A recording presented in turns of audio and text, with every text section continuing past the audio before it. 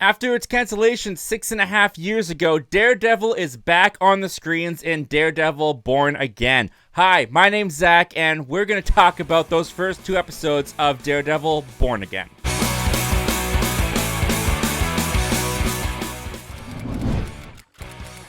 While I'm talking, be sure to join me down in the comments section. As a lot of you guys, I started this YouTube channel because I cannot watch a movie or a TV show without needing to talk about it afterwards. So if that sounds like you, consider hitting that subscribe button. So going into this video, I'm not going to do a full breakdown of both 2 episodes. I will let you know that this is going to be filled with spoilers because Daredevil Born Again is just streaming on Disney+.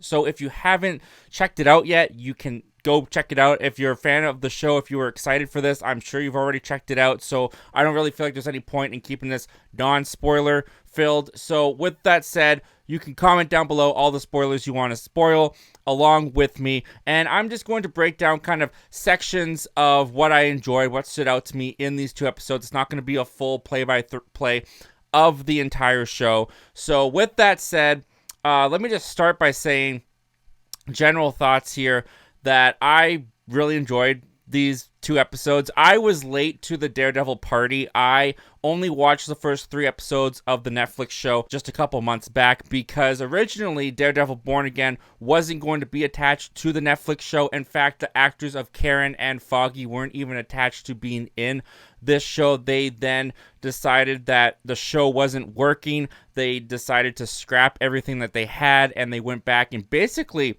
reshot. My understanding is they reshot an entirely different show that we now watch as Daredevil Born Again.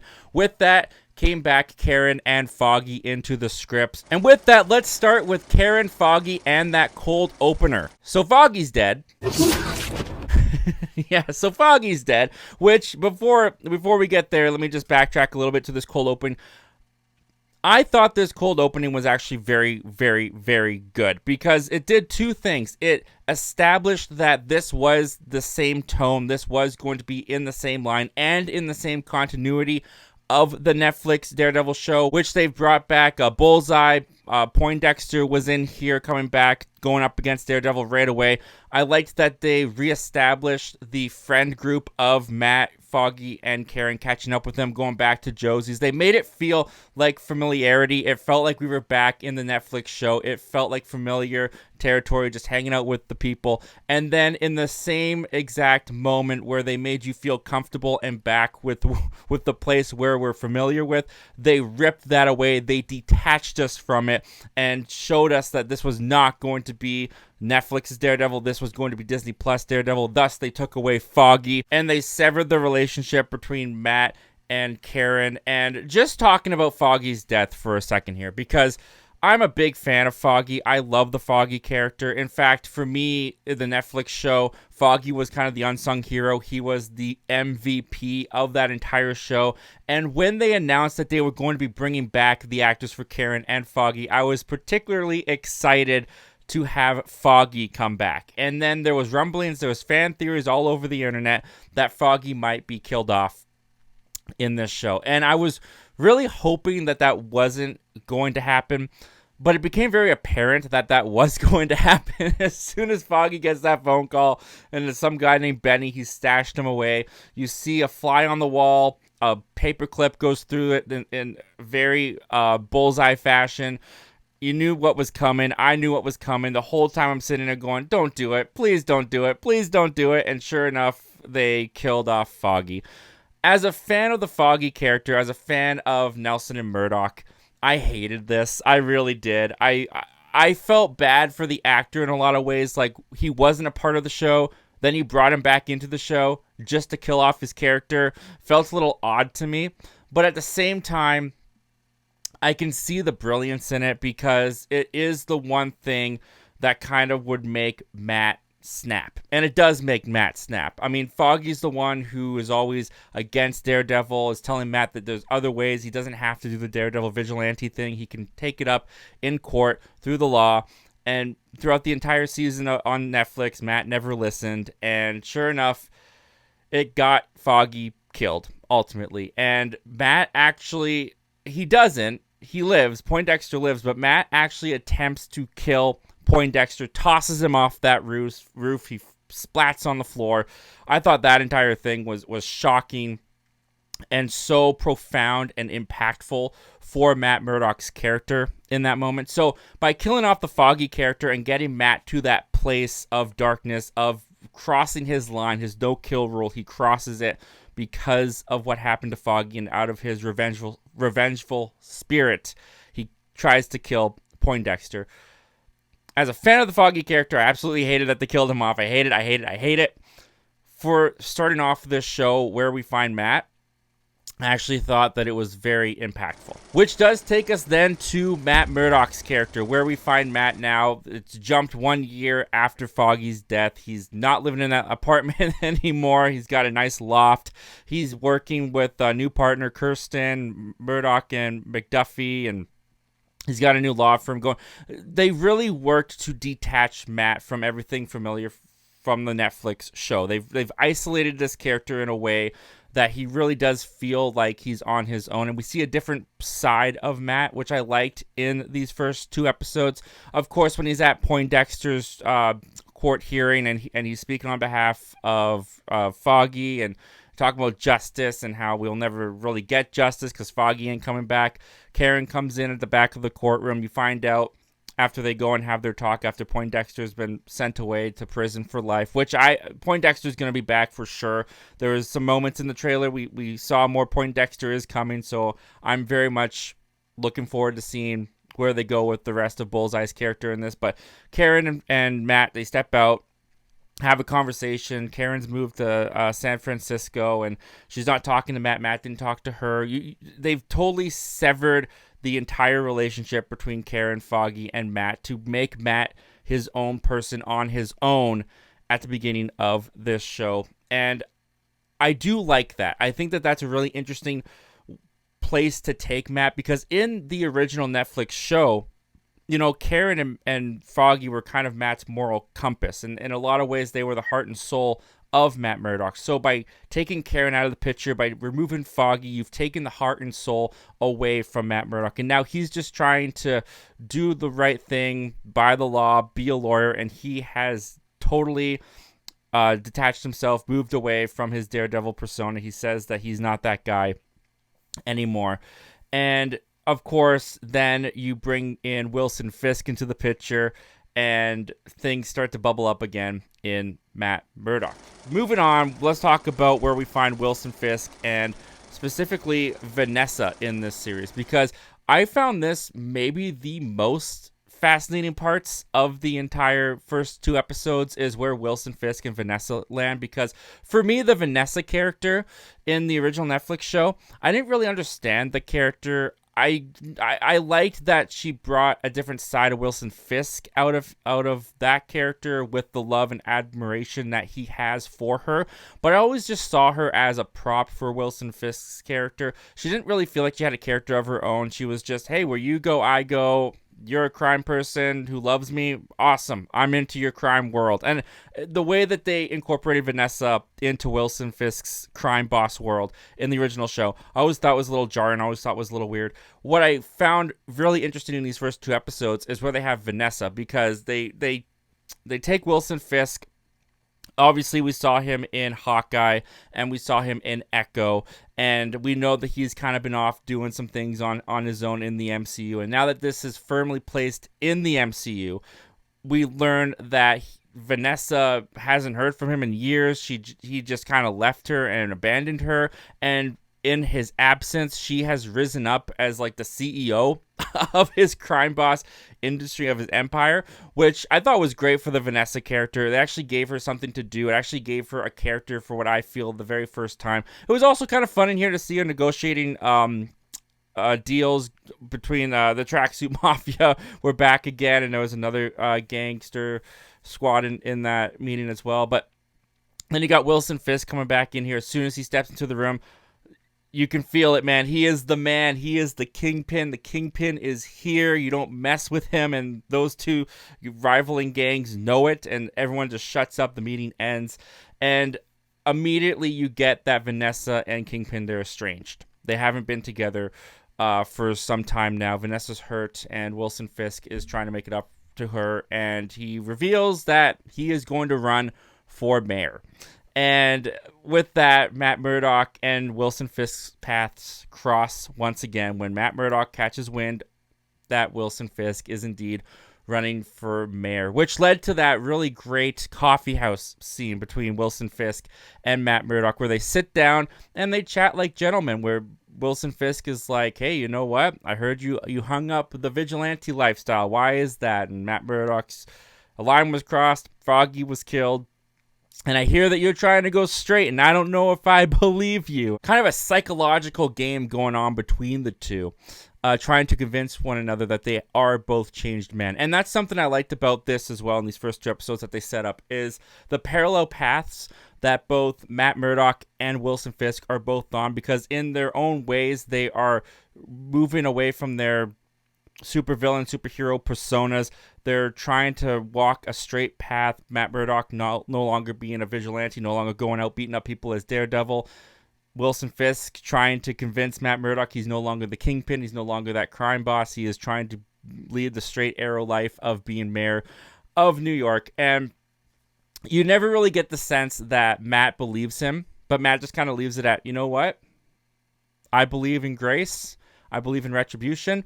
If you say that you're changed, fine. I'll leave it to it. See you later.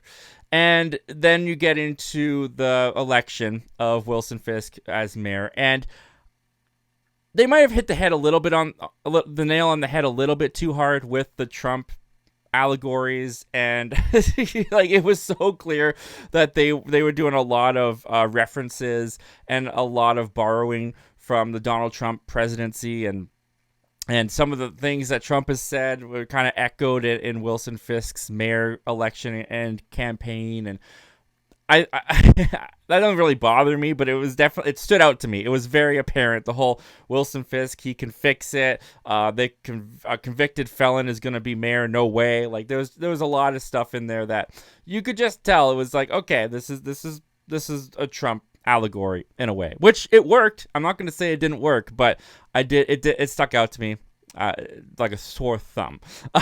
But Wilson Fisk does, in fact, he gets elected as mayor, and his whole campaign is built on making the vigilante lifestyle illegal. He is getting rid of the vigilantes. Again, a really interesting concept to throw into this show, not just with Daredevil, but, you got Spider-Man in New York. He's a vigilante. Even on the TV, when Wilson Fisk is talking, he says, we don't need vigilantes, people dressed up like devils, people dressed up like spider people. Like, he throws out a reference to Spider-Man, which, because this is now in the MCU, Spider-Man is swinging around. So I wonder how that's going to work in the grander MCU, with Wilson Fisk now as mayor and trying to get rid of vigilantes like Spider-Man. Wonder where that's going to go with Spider-Man 4, if at all.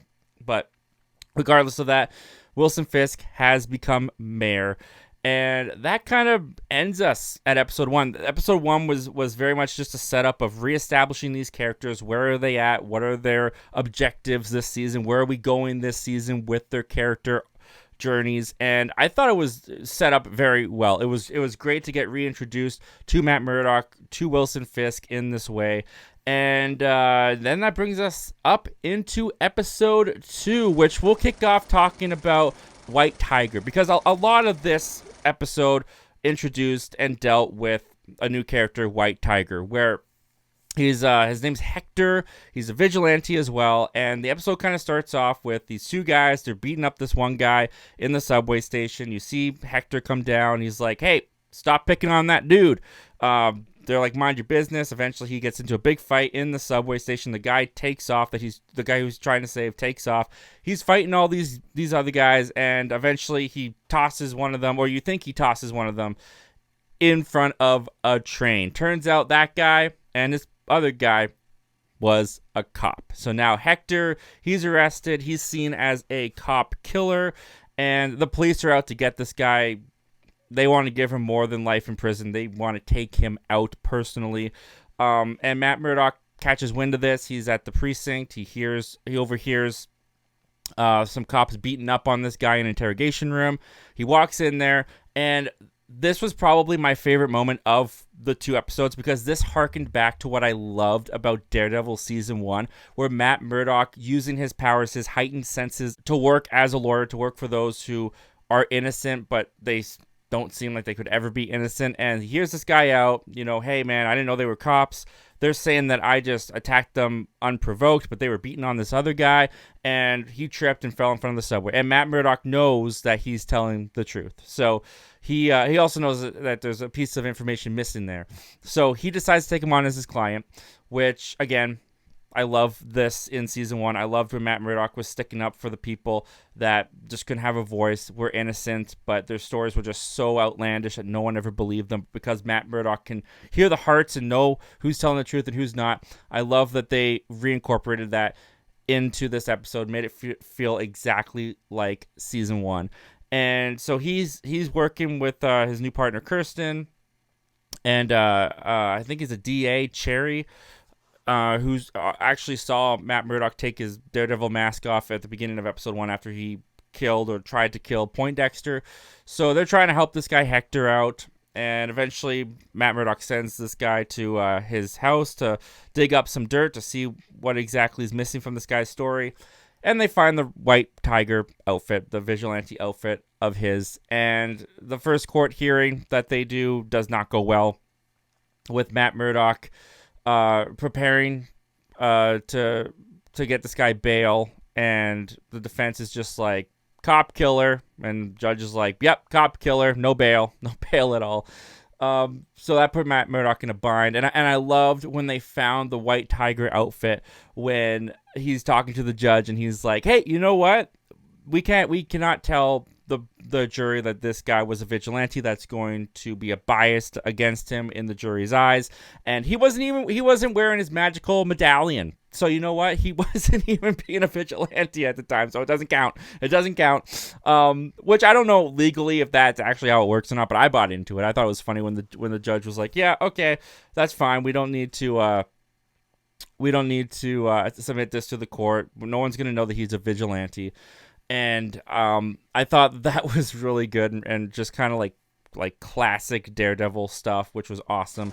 Matt Murdock is able to find the guy that Hector was trying to protect, and the cops find him as well, and are heading towards his apartment, and Matt Murdock intercepts the call, gets there first, and it's like, hey, get out, they're coming for you. The cops show up, and Matt Murdock's just standing there in the apartment. He's just like, what's up, guys? I thought that was hilarious. And like, which way did he go? He's like, oh, I'm visually impaired. I'd love to help, but I thought that line was fantastic, classic Matt. And then they just decided to and then they just go and beat the crap out of Matt Murdock, and you can see it in Matt. He's holding back. The devil inside of him. He's holding back. He's holding back against these cops, and eventually they get the better of him, and they got a gun to his head, and they're about to do it. He's like, you don't want to do it. And then, bam, just the devil comes out. He beats these guys like I don't think we've ever seen Matt Murdock beat at least cops and innocent people. Not that these guys are innocent, but we've never seen Matt Murdock put a beat down like this before, smashing their heads into fridges, into the floor, snapping bones. That was a gnarly shot with the bone snapping. Oh, it was terrible. And I don't know if he killed them by the end of the episode. I mean, there's blood everywhere. They're passed out on the floor. I don't think he killed them. If he did, that's going to look really bad. Matt Murdock was alone in this apartment and 2 cops are dead. Or worse, the guy that he went to go try to protect, these 2 cops are dead in his apartment. That's going to make things worse for him. But I love the episode ended on just that primal Daredevil coming out, scream. The devil is emerging. The devil is once again coming out. Along with that, in episode 2, we catch back up with Wilson Fisk as mayor, and I really liked the stuff that they did with him as mayor. I thought the way that when he was going to that meeting, and there was a hole in the road, and he's like, "What's going on? Why is the road blocked?" And he came out and he pulled the construction worker. He's like, "Hey, fill that hole. Fill that hole. You've got the equipment. Fill that hole." I thought that was great. And they're like, "Hey, you know what? I said I would get things done. I'm getting things done." And it's just, you can see how people are starting to rally with Wilson Fisk as mayor, which that is one thing that this show starting off kind of confused me on, was at the end of season 3, Matt Murdock defeats Wilson Fisk. He's exposed to the public as being this terrible crime boss person. They send him away to prison, and they don't really explain how he got out of prison, what happened after that in these first 2 episodes. So I'm not quite sure what's going on within that gap, that period of time in Wilson Fisk's life when he was arrested and then how he got out of prison. They don't really clarify that, but to know that the city was once rejected him and now he's mayor, and to see people rallying up with him is a really interesting and new dynamic and perspective on this entire character and his persona. But there is a couple people that are not for Wilson Fisk, and one of them is the sergeant, the police commander, who Wilson Fisk goes to see at a funeral for the cops that was killed at the subway. And the sergeant is just like, you know what, dude? I don't buy it. You can say you're changed. You're a monster. And I'm going to make sure that your term is a short one, man. I'm not letting you get away with this. And then that's where you can see that the Wilson Fisk, whether or not he was legitimately trying to get on the straight path, be on the straight arrow, and be a good guy, that's where that kind of crumbles. And you can see it in his reaction that like he's like, nah, you know what? This whole nice guy bit, this isn't going to work. Sure enough, the sergeant comes, tries to resign, and Wilson Fisk is like, do you like sandwiches in Philly? You grew up in Philly. Am I right about that? My Wilson Fisk is terrible. And he's eating a steak sandwich, which I thought was hilarious. And he lifts up the napkin, and sure enough, he's got photos of this man's wife and kids sitting at a diner, and threatens the sergeant. So threatens the sergeant not to resign, and you're just like, yep, there he is. There's Wilson Fisk. Kingpin is still here. Kingpin is notorious, and he's got a plan up his sleeve. Which kind of brings us to the last shot of episode 2, where, you know, Matt's now dating this therapist that Kirsten set him up with. Their relationship didn't really do much for me. I'm not really that interested in the therapist character. I think their dynamic, you know, Matt Murdock and this therapist, I don't remember her name. The dynamic there is fine. It's not something where I'm like, oh, I think they're cute and I'm rooting for them. It's just kind of like, okay, this feels kind of like similar to Vanessa in the first 3 seasons of the Netflix show for Wilson Fisk, where it's like, this is just a plot device for Matt Murdock down the road, because Wilson Fisk and Mrs. Fisk, Vanessa, they decide they're going to go get couples counseling. And sure enough, who's the counselor but the girlfriend of Matt Murdock. So now you've got Wilson Fisk in the crosshairs of Matt Murdock's girlfriend. That's obviously going to go somewhere in the next episodes, the whole season to follow. But that's kind of where we ended around with episode 2. Well, it ended with the primal scream, but jumping around a little bit. Those are kind of the first 2 episodes of Daredevil. I like that they're bringing the drama that I liked about the first 3 seasons in here. The action, I didn't touch upon too much in this. The action was decent. I thought the cold opening had some really great, that one shot where it's a wide-angled shot of Matt Murdock or Daredevil and Bullseye fighting in that restaurant, and Bullseye is like killing innocent people, throwing knives at them, and meanwhile you can hear Karen in the background pleading for Foggy not to die, and I thought that was really, really great, and it had some of the classic hand-to-hand combat that we got in the original Netflix show. There was a couple moments where they had like a CGI Daredevil kind of like swinging around and running across the rooftops. I didn't think it looked very good, and I don't know why they needed to do that. I feel like just sticking to practical, make a rooftop set, get Charlie Cox on it like they did it in the Netflix show. I don't understand why they needed CGI Daredevil swinging around through the city like they did, but for the most part, the action was good. I actually preferred the fight in the apartment with Matt Murdock and the 2 cops as opposed to the cold opening. But yeah, definitely a little bit of lack of action going on at these first 2 episodes. But like I said, these first 2 episodes were very much a setup, reestablishing the characters, where we're at, where we're going, where their character paths are on.